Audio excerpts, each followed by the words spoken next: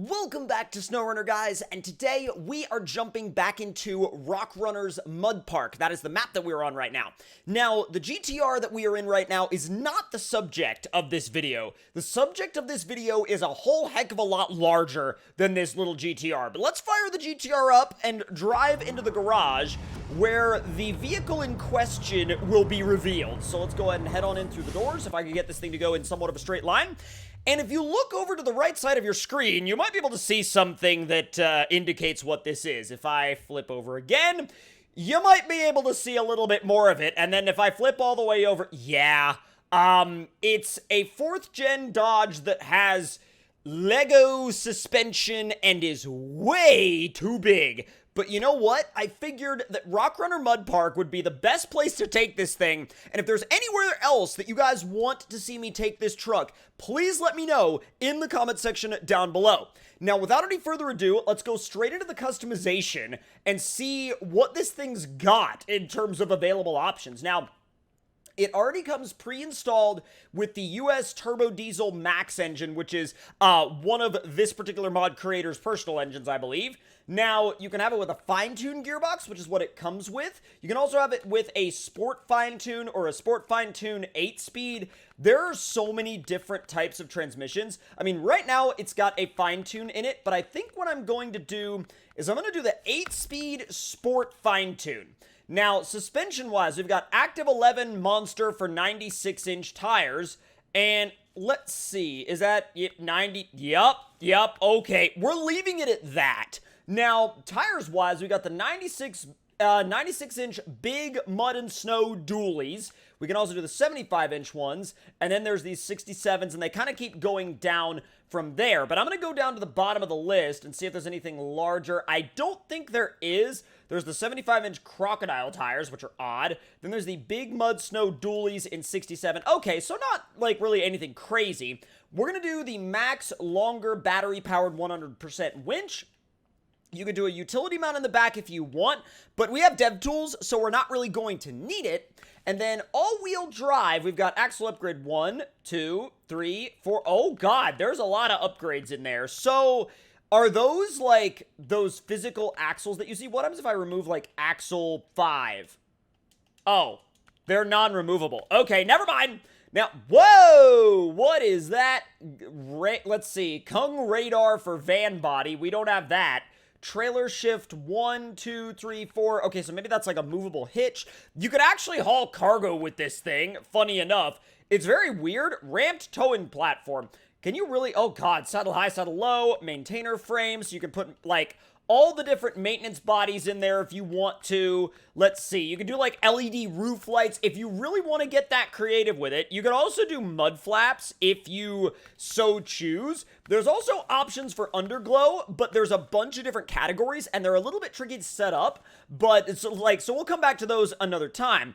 There is also, because I've got this GGMS add-on pack installed, you can put a bicycle on the back, and then, of course, whatever front bumper setup you could ever possibly want, and then, let's see, side chrome parking lights, factory parking lights, we'll do the parking lights up top, and then you basically have all sorts of add-ons from vanilla game trucks that you could put in the bed. Again, if you so choose, you got some stacks to choose from. I love the muzzle stacks. Let's see. Wedge cap, let's see, stock, air quotes, side welded, what? Well, I'd have to put those on with dev tools, but that's fine.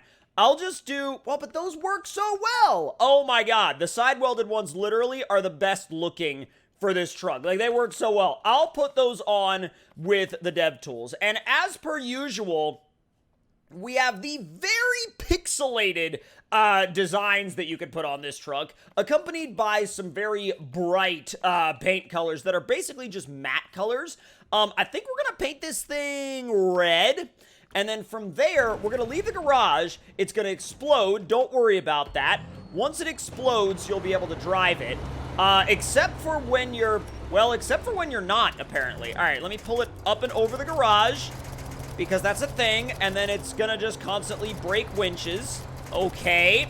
Are there that many breakable objects over there? Or is it just freaked out?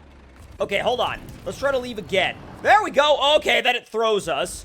So now that we've done that, or now that we've allowed it to do that.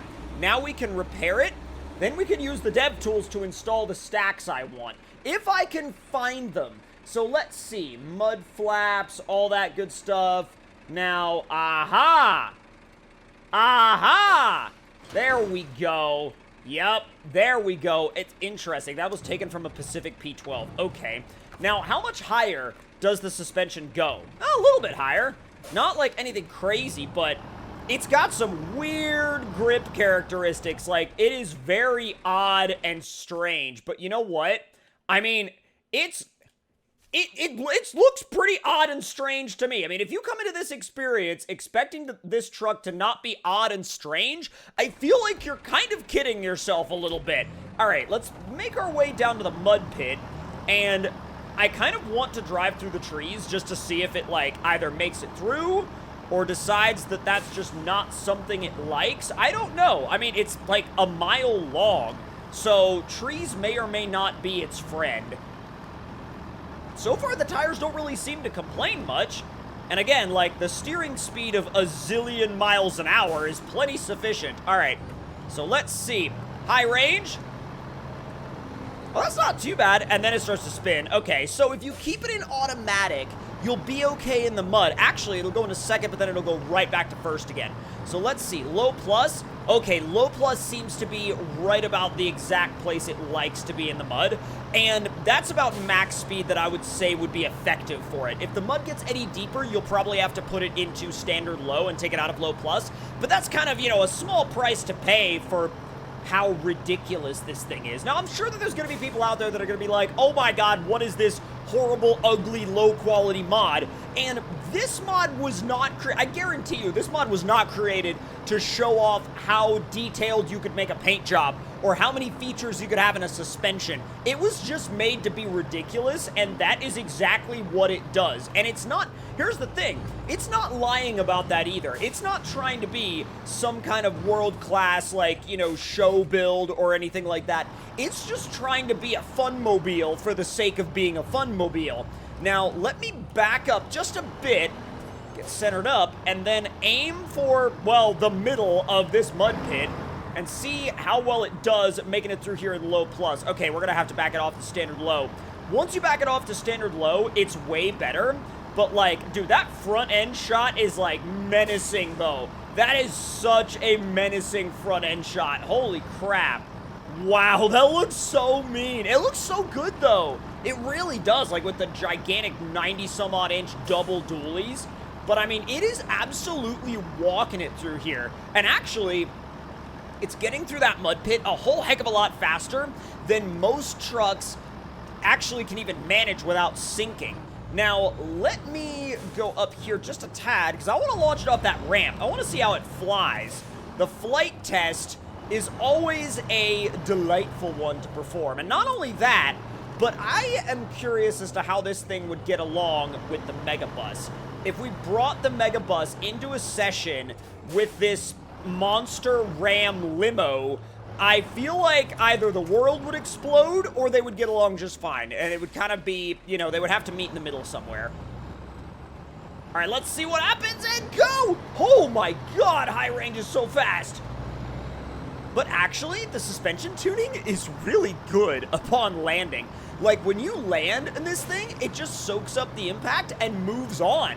And that's all you could ever ask for in something like this. And I'm actually very impressed that it doesn't bounce back. I mean, a lot of the vehicles in SnowRunner that are this big have so much rebound to them when you land off of a jump that they get all freaked out and they start to bounce all over the place. This truck, not the case whatsoever. So again, really impressed with the level of tuning. Now, there are some mud pits up here that are pretty wild, pretty gnarly, and these get most vehicles stuck. I mean, when I say most, I mean most. Now, I think even the Megabus, now granted, the Megabus, once you back it off into low range, it's fine. But, okay, so in low plus, it makes this truck spin a little bit, but not enough to where it makes it stop. That's very impressive. Yeah, not even close enough to make it stop. Like, wow. Wow, that's actually properly gnarly. That's genuinely insanely good. Genuinely insanely freaking good. Okay, So we're not even going to stop at that. We're going to go across to the other side, and then we're going to go right through this pond, which, again, likes to sink every other truck that you put in here. I have sunk many a truck in this pond. I mean, but here's the thing. With how fast this thing goes off of jumps, there's really not much point in taking it off of that one because it would just fly right over the pond, and that would be that. There would be no more test. So let's go over the bridge and see what else we can find on the other side. There are some pretty gnarly mud pits over there. Actually, the power line mud pit is one of the gnarliest ones in the game. Oh boy. It's just barely narrow enough to be able to fit, like, on that bridge.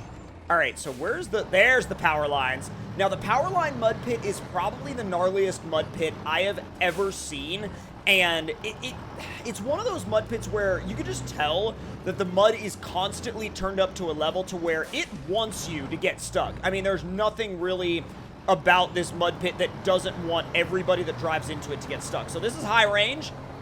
Instantly starts to spin. Not backwards, you blithering Hammond. All right, so low plus. Hey, low plus and working the steering is incredible, which, by the way, in terms of realism, that steering is obviously way too freaking fast, but this truck was not in any way, shape, or form intended to be realistic. If you kind of come into the experience of this truck as hoping it would be realistic, I think you might need to look elsewhere, because this is not a realistic build, but it doesn't have to be, and it's also not trying to be a realistic build. If this was trying to be a realistic build, that would be one thing. But it's not. It's not trying to be a realistic build in any way, shape, or form. It's actually, it honestly is just trying to have a good time. It's just trying to have a good laugh with being exactly what it is and nothing more, nothing less. It's just a massive, like, really massive stretched thing with giant tires that is here to have a really good time. And that's all it is, and that's okay. So let's make our way back down to the other end of the power line mud pit, and then I think that is where we're going to wrap up this test. But if you guys want to see me drive this thing alongside any of the other massive vehicles in this game, I'm thinking a test between this monstrosity and Megabus would be an absolute blast. And if there's any other vehicles you guys think we should throw in there, definitely let me know in those comments down below. But if you guys enjoyed this video, once again, let me know your thoughts and opinions in the comments. Hit that like button if you enjoyed, subscribe if you're new, and I will see you guys next time. Talk to y'all later.